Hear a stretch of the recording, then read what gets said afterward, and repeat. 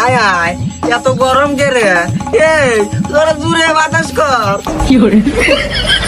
হ্যাঁ, এই কালু গরম দেয় কাই ওই মন্দির বেটার খোঁজ খবর নে। আরে ওস্তাদ সেইটাই জানেন না, গরম তো দেই হুরজো মামা। কপিল মাস্টার এলাকা সূর্য মামা গরম দেবে না, আজকে সূর্য মামার হাতে মহাত্মা গান্ধীর ফাইট করবি। আরে ওস্তাদ হুরজো মামার সাথে কি ফাইট করা যায়?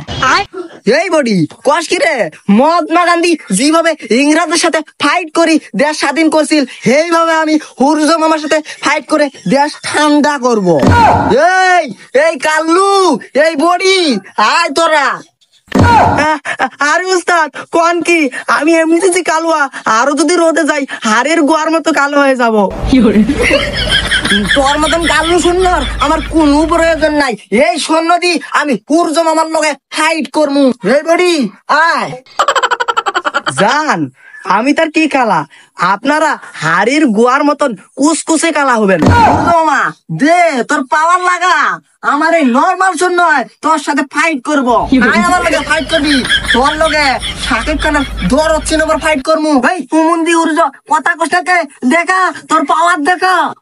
এই হুমুন্দি নাতি উর্জ আয় তুই, আমি তোর আগে শাকিব খানের দর হচ্ছে না বাচ্চা। আমরা তো কালা হয়ে গেছি। কালা হসি মানে এই হুমুন্দি নাতি উর্জ, তুই একটা কথা মনে রাখিস, তুই আমার কালা করছস, তোর আমি পার্মানেন্ট হিজড়া না পার্মানেন্ট কালা বানিয়ে দিব।